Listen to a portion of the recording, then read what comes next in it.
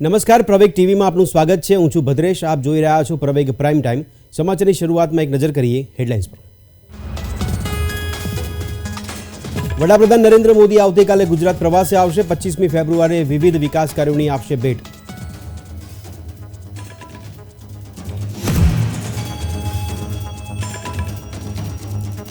ખેડૂત આંદોલનનો 11મો દિવસ। ખેડૂતના મોતના વિરોધમાં 24 ફેબ્રુઆરીએ બ્લેક ડેની અપીલ કરાઈ।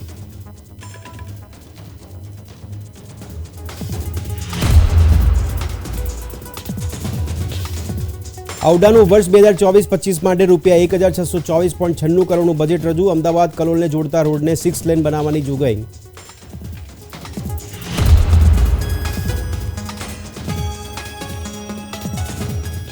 અમદાવાદ મુંબઈ બુલેટ ટ્રેનની કામગીરી પૂરજોશમાં। કેન્દ્રીય રેલવે મંત્રી અશ્વિની વૈષ્ણવે બાંધકામ સ્થળોનું કર્યું નિરીક્ષણ।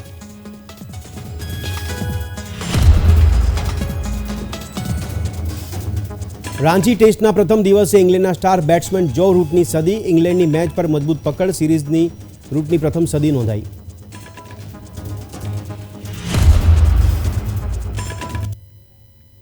અને હવે સમાચાર જોઈએ વિગતવાર।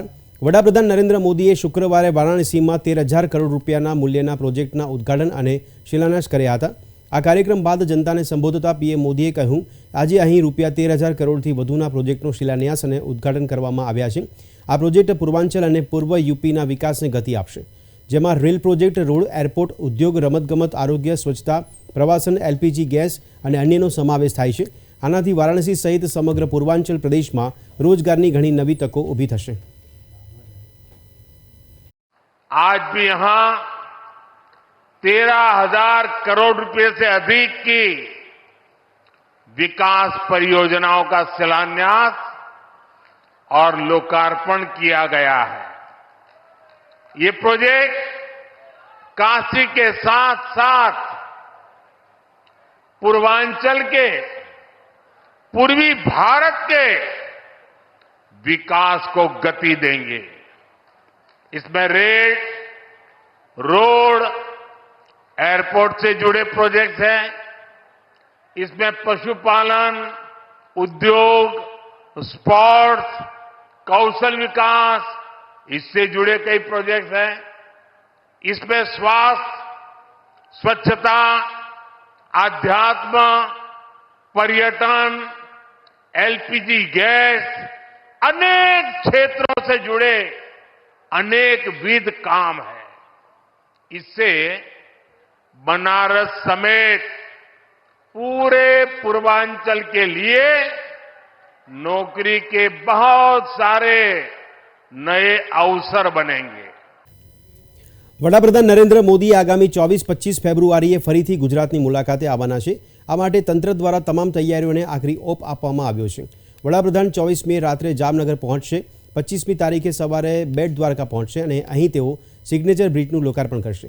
આ બ્રિજને હવે સુદર્શન સેતુ એવું નવું નામ આપવામાં આવ્યું છે।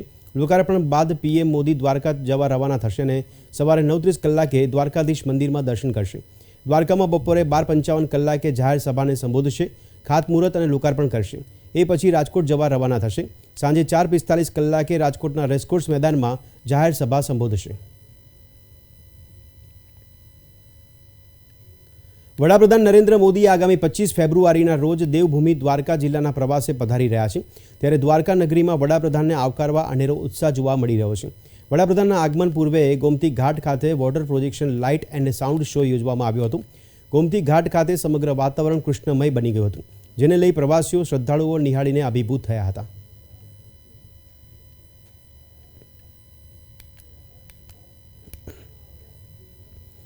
વડાપ્રધાન ફરી એક વખત ગુજરાતની મુલાકાતે છે અને આ વખતે પણ તેઓ ગુજરાતની જનતાને અબજો રૂપિયાના વિકાસ કાર્યોની ભેટ આપશે। વડાપ્રધાન નરેન્દ્ર મોદી ફરી એકવાર ગુજરાતીઓ માટે વિકાસ કાર્યોની અનેક ભેટ સોગાદો લઈને આવશે। વડાપ્રધાન 25 ફેબ્રુઆરીના રોજ રાજકોટ ખાતે કેન્દ્ર અને રાજ્ય સરકારના વિવિધ વિભાગો હેઠળ રૂપિયા 48,000 કરોડથી વધુના અનેક વિકાસ કાર્યોનું લોકાર્પણ અને ખાતમુહૂર્ત કરશે। પ્રધાનમંત્રી મોદી સાહેબ તારીખ 25મીના રોજ સૌરાષ્ટ્રની રાજકોટની ભૂમિ ઉપરથી એમ્સના લોકાર્પણ સાથે 48,000 કરોડ રૂપિયા જેટલા કામોના લોકાર્પણ, ભૂમિપૂજન, ખાતમુહૂર્ત વગેરે કરવાના છે, જેમાંથી લગભગ 35,000 કરોડ જેટલા કામોનો સીધો લાભ એ આપણા ગુજરાતને મળી રહ્યો છે. એમાં આરોગ્યની સુવિધાઓથી લઈ અને જુદા જુદા વિભાગોની સુવિધાઓ આપણને મળવાની છે. અને એમ્સમાં અત્યાર સુધીમાં કદાચ આપને જાણીને આનંદ થશે કે 1,44,000 ઓપીડી આપણે કરી ચૂક્યા છીએ અને ઘણી મલ્ટી સ્પેશિયાલિટી ફેસિલિટી પણ ત્યાં આપણે આપી ચૂક્યા છીએ. આ વિભાગોમાં આરોગ્ય અને પરિવાર કલ્યાણ વિભાગ, બંદરો, પાવર, પેટ્રોલિયમ અને કુદરતી ગેસ, માર્ગ અને મકાન, પાણી પુરવઠા, પ્રવાસન, રેલવે, NHAI અને ઉર્જા તથા પેટ્રોકેમિકલ્સનો સમાવેશ થાય છે. આમ એમ્સ 201 એકરમાં છે અને ઇન્ડોર પેશન્ટ ડિપાર્ટમેન્ટ IPD શરૂ થવાની છે અને 30 બેડનો આયુષ બ્લોક પણ આપણા માટે મહત્ત્વનો છે, એ પણ ચાલુ થવાનો છે. આમ એમ્સ સાથે સમગ્ર દેશની અંદર બીજી 5 જેટલી એટલે કુલ 6 એમ્સનું લોકાર્પણ અને સાથે અનેકવિધ પ્રોજેક્ટોનું લોકાર્પણ રાજકોટની ભૂમિ પરથી આદરણીય પ્રધાનમંત્રી મોદી સાહેબ કરવાના છે. આપણા માટે ખૂબ ગૌરવનો વિષય છે. આ સમગ્ર વિકાસ કાર્યોના લોકાર્પણ અને ખાતમુહૂર્તમાં ગુજરાતને અંદાજિત રૂપિયા 35,700 કરોડની રકમના પ્રકલ્પોની વડાપ્રધાનના હસ્તે ભેટ મળશે તેમ પ્રવક્તા મંત્રી ઋષિકેશ પટેલે જણાવ્યું છે. બ્યુરો રિપોર્ટ, પ્રવેગ ટીવી. નવસારીના વાસી બોરસી ખાતે આવેલા વડાપ્રધાન નરેન્દ્ર મોદીએ 5,000 કરોડથી વધુના પ્રોજેક્ટના લોકાર્પણ અને ખાતમુહૂર્ત કર્યું હતું. આ પ્રસંગે સુરતના આર્કિટેક્ટ અને ઇન્ટિરિયર ડિઝાઇનર વિપુલભાઈ દ્વારા બનાવાયેલું ડાયમંડનું પોર્ટ્રેટ સુરત વતી અર્પણ કરી મેયર દક્ષેશ માવાણીએ વડાપ્રધાનનું સન્માન કર્યું હતું. આ પોર્ટ્રેટ વડાપ્રધાન સુધી પહોંચતા કલાકારે ખુશી વ્યક્ત કરી છે. નવસારી ખાતે સુરતના મેયર દક્ષેશ માવાણી દ્વારા વડાપ્રધાન નરેન્દ્ર મોદીને ડાયમંડનું પોર્ટ્રેટ ગિફ્ટ કરવામાં આવ્યું હતું. આ ગિફ્ટની ખાસિયત એ છે કે આ પોર્ટ્રેટ સુરતના એક કલાકારે બનાવ્યું છે. સુરતના ઇન્ટિરિયર ડિઝાઇનર અને આર્કિટેક્ટ વિપુલભાઈએ ખાસ મોદીજીના જન્મદિવસ ઉપર 7200 ડાયમંડનું આ એક પોર્ટ્રેટ બનાવ્યું હતું. જ્યારે આ પોર્ટ્રેટ બનાવ્યું હતું ત્યારે તેમની ઈચ્છા હતી કે તેઓ આ પોર્ટ્રેટ મોદીજીને ગિફ્ટ આપશે, પરંતુ ત્યારે તેમની આ ઈચ્છા પૂર્ણ થઈ ન હતી. ત્યારે તાજેતરમાં નવસારી આવેલા વડાપ્રધાન નરેન્દ્ર મોદીને સુરતના મેયર દ્વારા સુરતી કલાકાર દ્વારા બનાવેલ પોર્ટ્રેટ ભેટ સ્વરૂપે અપાયું હતું, જે બદલ કલાકારે ખુશી વ્યક્ત કરી હતી. હા, પહેલાં તો મને બહુ આનંદની પળ મારા માટે છે કે જે મારા હાથે બનાવેલું જે ડાયમંડનું મોદી સાહેબનું પોર્ટ્રેટ છે એમના સુધી પહોંચી ગયું. ખાસ તો જે મેં બનાવ્યું હતું મને કરીબન 3-1 મહિના આમાં સમય લાગ્યો હતો અને આમાં 7200 ડાયમંડ યુઝ કરેલા છે અને જે ડાયમંડ અલગ અલગ ડિફરન્ટ કલરના મેં ડાયમંડ યુઝ કરેલા હતા.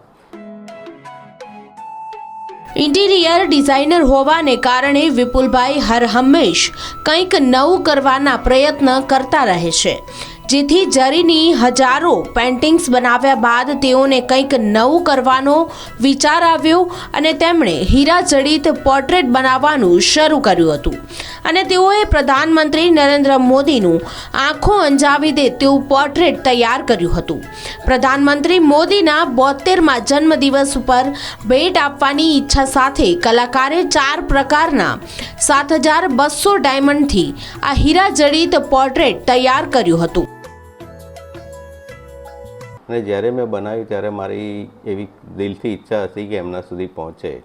બનાવ્યા પછી પણ સોશિયલ મીડિયામાં જ્યારે વાયરલ થયું ત્યારે ઘણી બધી મને ખરીદવા માટેની ઓફર આવેલી હતી અને સારા એવા મને રૂપિયા એ લોકો આપવા તૈયાર હતા, પણ મારી મનથી એવી ઈચ્છા હતી, હું મોદી સાહેબનો બહુ મોટો ફેન છું, એમના માટે ખાસ બનાવ્યું હતું, તો મારી ઈચ્છા હતી કે એમના સુધી પહોંચે. આ હીરાજડિત પોર્ટ્રેટ બનાવવા માટે વિપુલભાઈને 4 થી 5 મહિના જેટલો સમય લાગ્યો છે. 1.5 મહિનો કયા ડાયમંડ અને કેટલી સાઇઝના લગાવવા વગેરે રિસર્ચ પર સમય ગયો. 3.5 મહિનાનો સમય આ તસવીર પર ડાયમંડ લગાવવામાં થયો, જેમાં તેઓએ એક ગમસ્ટિક શીટ બનાવી જે લાંબો સમય સુધી સુકાય નહીં એટલે ફેમ લાગવા સુધી હીરા ટકી રહે અને આ રીતે તેઓએ આ સુંદર પોર્ટ્રેટ તૈયાર કર્યું હતું. પ્રવેગ ન્યૂઝ, સુરત. અમિત શાહ વિરુદ્ધ ટિપ્પણીના કેસમાં ઝારખંડ હાઈકોર્ટે ચુકાદો આપતા રાહુલ ગાંધીની અરજીને ફગાવી દીધી છે. સમન્સ વિરુદ્ધ ઝારખંડ હાઈકોર્ટમાં અરજી દાખલ કરવામાં આવી હતી, જેને આજે હાઈકોર્ટે ફગાવી દીધી છે. હવે આ કેસમાં રાહુલ ગાંધી સામે નીચલી કોર્ટમાં ટ્રાયલ ચાલુ રહેશે. રાંચી સિવિલ કોર્ટમાંથી સમન્સ જારી થયા બાદ રાહુલ ગાંધી વતી ઝારખંડ હાઈકોર્ટમાં ક્વોશિંગ પિટિશન દાખલ કરવામાં આવી હતી. આ મામલો તત્કાલીન ભાજપ અધ્યક્ષ અને વર્તમાન ગૃહમંત્રી અમિત શાહ વિરુદ્ધ ટિપ્પણી કરવા સંબંધિત હતો.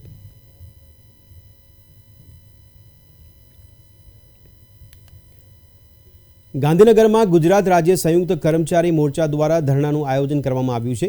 સત્યાગ્રહ છાવણી ખાતે પોલીસનો ચુસ્ત બંદોબસ્ત ગોઠવવામાં આવ્યો છે. પ્રાથમિક શિક્ષકોની જૂની પેન્શન યોજનાઓને લઈને શિક્ષકોએ ધરણાનું આયોજન કર્યું છે. ધરણાના આયોજન માટે પોલીસની મંજૂરી ન મળવા છતાં રાજ્યભરમાંથી શિક્ષકો મોટી સંખ્યામાં સત્યાગ્રહ છાવણી ખાતે ઉપસ્થિત રહ્યા. જો માંગણી નહીં સંતોષાય તો બીજા પણ કાર્યક્રમો કરવાની ચીમકી ઉચ્ચારી છે. લગભગ અમારી આ માગણી 2012ની છે. જૂની પેન્શન યોજના હોય કે ફિક્સ પગારની નાબૂદી હોય, વારંવાર સરકારશ્રીને આ બાબતે અમે રજૂઆત કરી છે. 2022ની અંદર પણ સરકારશ્રીને આ બાબતે અમે આંદોલન કરેલું, તેમાં પણ સરકારશ્રીએ અમારી 2 માગણી સ્વીકારેલી. 2005 કર્મચારીઓ છે અને જૂની પેન્શન યોજના આપી. 10% જે એનપીએસની કપાત છે તેના સામે 14% આપી. સરકારશ્રીએ જે બોલેલું છે, ઓન રેકોર્ડ કીધેલું છે, એ પણ આજ દિન સુધી અમારી જે માગણી છે એનો પત્ર કરેલ નથી. સાથી અમારી એક મોટી માગણી છે, જૂની પેન્શન યોજના જે અમારો હક છે, અમારો અધિકાર છે, એ અધિકાર માટે અમે આજે સરકારશ્રીમાં રજૂઆત કરવા માટે અહીંયા ધરણા કાર્યક્રમ રાખેલો છે. સાંજે અમને ખબર પડી છે કે અમને મંજૂરી આપવામાં નથી આવી. લાખો શિક્ષકો આજે ગુજરાતમાંથી ગાંધીનગર તરફ પ્રયાણ કરી રહ્યા છે અને અમારી આ માગણી છે અમે બુલંદ કરી રહ્યા છે. પહેલી વખત વેરાવળના દરિયા કિનારેથી ડ્રગ્સ ઝડપાયું છે. તેમાં વેરાવળ બંદરેથી 50 કિલો હેરોઇન ઝડપાયું છે. ગુજરાત પોલીસ દ્વારા ચાલતા ડ્રગ્સ વિરુદ્ધના અભિયાનમાં વધુ એક મોટી સફળતા હાંસલ થઈ છે, જેમાં ₹350 કરોડનું ડ્રગ્સ કબજે કરવામાં આવ્યું છે.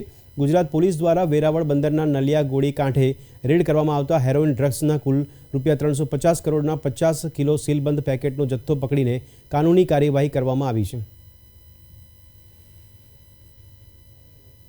ત્યાર પછી એના પર શંકા કરી એટલે માણસ રાખ્યો હતો અને પછી અમને ખબર પડી કે અહીંયા સેટેલાઇટ ફોન એની પાસેથી નીકળ્યો. સેટેલાઇટ ફોન પણ સાહેબને અમે કાલે રાત્રે રજૂ કર્યો કે એની પાસે સેટેલાઇટ ફોન પણ છે. એવું ધ્યાનમાં નથી આવ્યું, પણ એ વચ્ચે દિવાળી ટાઈમમાં એ બોટ રજા લીધા વગરના જતા રહ્યા હતા બોટ મૂકીને. એટલે અમને શંકા છે કે પોલીસ આમાં હજી ઊંડાઈથી ઉતરે ને આમાં કોણ કોણ છે, બહારના અહીંના લેવાળા કોણ છે, બધા ને હકીકત સાચી ભારત દેશના નાગરિક તરીકે અમે માંગીએ કે હકીકત બહાર આવી જોઈએ. ટોટલ અમે 9 આરોપીઓ રાઉન્ડ અપ કર્યા છે. આમાં અમને 9માંથી 2 આરોપી એવા છે જે રિસીવર તરીકે અહીંયા આવેલા અને બાકીના જે 7 આરોપી છે જે દરિયામાં ગયા હતા ટંડેલ સાથે, એ એમ કરીને 9 આરોપીઓ અમે અત્યારે ઇન્ટ્રોગેટ કરી રહ્યા છીએ. આમાં અમને ટેકનિકલ હેલ્પ પણ ઘણી બધી લેવાની છે. એમાં ઇન્ટરનેશનલ કોલિંગ પણ આવેલું છે. આ કાર્યવાહી દરમિયાન અમને બોટમાંથી એક સેટેલાઇટ ફોન પણ મળેલો છે અને બોટના અમારી પાસે જે અમને છે સ્થાનિક લોકોનો સહયોગ ખૂબ મળ્યો છે, એટલું હું આપને કહીશ. આ પ્રાથમિક પૂછપરછમાં કન્સાઇનમેન્ટ આપનારની કોઈ ઓળખ કે કંઈ જાણવા મળ્યું છે પોલીસને? હા, પોલીસને વિગત મળી છે, પણ અમારું ઇન્વેસ્ટિગેશન ચાલી રહ્યું છે. બીજી ઘણી બધી એજન્સીઓ આમાં ઇન્વેસ્ટિગેશન કરવાની છે, એટલે અમુક વિગતો આપને હું પ્રોપર ઇન્વેસ્ટિગેશન થઈ જાય પછી આપીશ. દિવ્યાંગ લોકો તેમના હાથથી બનાવેલી વસ્તુઓ લોકો સુધી પહોંચાડીને પગભર થઈ શકે તે હેતુથી ભારત સરકાર વિવિધ પ્રયાસો કરે છે, જે અંતર્ગત અમદાવાદના રિવરફ્રન્ટ ખાતે દિવ્ય કળા મેળાનું આયોજન કરવામાં આવ્યું છે. આ મેળો 25મી સુધી ચાલુ રહેશે. દિવ્ય કળા મેળાનું આયોજન national disable finance and development corporation એટલે કે NDFDC દ્વારા કરવામાં આવ્યું છે. આ event persons with disability PWD દ્વારા આયોજિત કરવામાં આવે છે, જે સામાન્ય રીતે દિવ્યાંગજન તરીકે ઓળખાય છે. દિવ્ય કલા મેળો એક વ્યાપક પ્લેટફોર્મ છે જે આ દિવ્યાંગ વ્યવસાયો અને કારીગરોને તેમની કુશળતા અને ઉત્પાદનોને જાહેરમાં પ્રદર્શિત કરવાની તક પૂરી પાડે છે. और मैं चाहूँगा अहमदाबाद के लोगों से, गुजरात के लोगों से कि आए यहाँ पे दिव्यांग लोगों की कलाकारी देखें. यहाँ पे जो भी स्टॉल हैं सब दिव्यांगों द्वारा बनाए हुए माल हैं और उनके द्वारा ये मेला आयोजित है. तो ये जो हम लोग का कपड़ा यहाँ भोपाल से लाए, आप लोग आए इस कपड़े को लें अच्छा है, सस्ता है, क्वालिटी है। और यहाँ पे भारत सरकार का ये जो मेला चल रहा है, यहाँ पे सारी व्यवस्था हम लोगों को निःशुल्क दी जाती है। આ મેળામાં 20 રાજ્યોમાંથી લગભગ 100થી વધુ દિવ્યાંગ કારીગરો અને ઉદ્યોગ સાહસિકો તેમના ઉત્પાદનો અને કળાનું પ્રદર્શન કરવા પહોંચ્યા હતા, જેમાં ઘરની સજાવટ અને જીવનશૈલીની સામગ્રી, કપડાં, સ્ટેશનરીના સામાન, આભૂષણો, કલાત્મક ચિત્ર, પેઇન્ટિંગ જેવી ચીજવસ્તુઓ આ મેળામાં મળશે. દિવ્યાંગ કારીગરો દ્વારા બનાવેલ ચીજવસ્તુઓ ખરીદી લોકલ ફોર વોકલ સૂત્રને સાર્થક કરવામાં આવી રહ્યું છે. હું દેશી ગાયના ગોબરમાંથી ધૂપ સ્ટીક, ધૂપ દીવા એ બધું મંદબુદ્ધિના છોકરાઓ પાસે બનાવડાવું છું. એ લોકોને આત્મનિર્ભર કરવા માટે એક આયરા મેં અભિયાન પોતાનું ચાલુ કર્યું છે. દીવામાં પણ હવન સામગ્રી, જવ, તલ, કપૂર, ગુગળ, સરસવની રાઈ આ બધું નાખીને દીવા બનાવું છે. જે એક હવન કરીએ તેમાં જેટલી વસ્તુ. આ મેળાના એક ચિત્રકારને રાષ્ટ્રપતિના હસ્તે એવોર્ડ એનાયત કરવામાં આવ્યો છે. મહારાષ્ટ્રના વૈભવ સાંગલેને 70% બહેરાપણું અને બોલવામાં તકલીફ છે. 4 વર્ષની ઉંમરે શરૂ કરાયેલી વર્લી પોર્ટ્રેટ જેવી વિવિધ પેઇન્ટિંગ હવે તેઓનું કરિયર બની ગઈ છે. तो मैं पेंटर हूँ, मैं पेंटिंग के काम कर सकता और मेरे पेंटिंग के बारे में मुझे राष्ट्रपति पुरस्कार मिला था, नेशनल अवार्ड. और मैं पेंटिंग खुद का काम कर सकता है. मेरे पास ये पेंटिंग है, nature painting, Warli painting, portrait painting, motivational painting और ये इतने सारे पेंटिंग हम बनाते. और ये मैं दिव्य कला मेला अहमदाबाद के तब के पहले आया हूँ. ये मेरा मेला 13वां मेला है, दिव्य कला मेला. અમદાવાદના રિવરફ્રન્ટ ખાતે 15 દિવસીય દિવ્ય કળા મેળામાં આશરે 100 કલાકારો દ્વારા પોતાનું કૌશલ્ય અર્પણ કરાયું.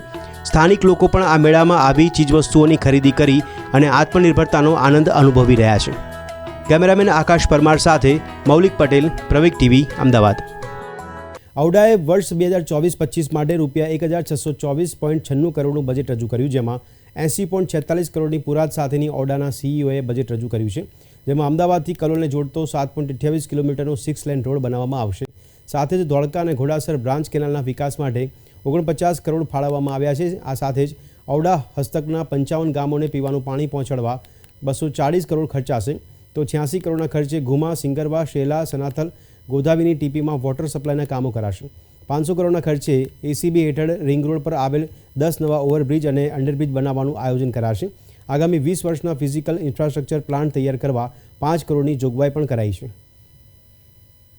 નગરપાલિકાને નજીકના આવેલા વિસ્તારો જે સમયાંતરે શહેરીકરણ પામતા હોય છે અને શહેરી વિસ્તારોમાં ભળી જતા હોય છે, તો એમાં અત્યારથી યોગ્ય નેટવર્ક પૂરું પાડી શકાય એટલા માટે અમદાવાદ મહાનગરપાલિકાના ફરતે આવેલા 55 ગામોમાં જલજીવન મિશન હેઠળ લગભગ 240 કરોડના ખર્ચે જે આપણી યોજનાઓ પાણી પુરવઠા માટેની વોટર સપ્લાયની ચાલુ છે એને પણ આ નાણાકીય વર્ષમાં આપણે પૂરું કરી દઈશું. અને જલજીવન મિશન સિવાય નહીં પણ લગભગ બીજા 86 કરોડના ખર્ચે સિંગરવા, શેલા, સનાથલ, મકરવા જેવા નવા વિકાસ પામેલા વિસ્તારોને પણ આપણે પાણી પુરવઠાની યોજનાથી જોડી લઈશું અને એને નર્મદાના પાણી મળતા ચાલુ થઈ જશે. તો સરખેજમાં આઈઈટીસી બિલ્ડિંગથી ઝવેરી ક્રોસ સર્કલ સુધીનો જે રોડ છે એનું નામકરણ રામપથ તરીકે માર્ગને ઓળખવામાં આવશે.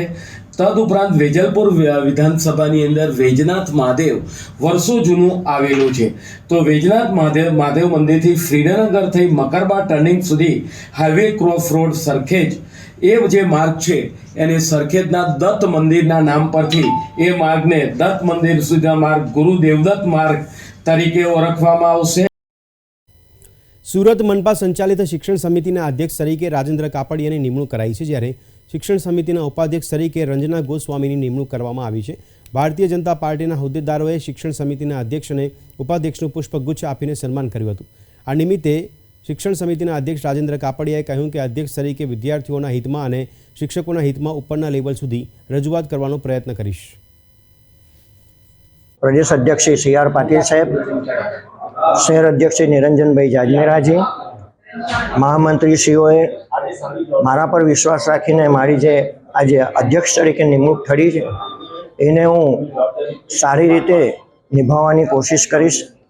મારા દરેક સભ્યો અનુભવી છે, કોર્પોરેટર તરીકે પણ રહી ચૂકેલા છે. એ લોકોના સાથ સહકારથી બાળકોના હિત માટે, શિક્ષકોના હિત માટે જે કરવાનું હશે તે ઉપર સુધી લેવલ સુધી પહોંચાડીને સારા પ્રયત્ન કરીશું.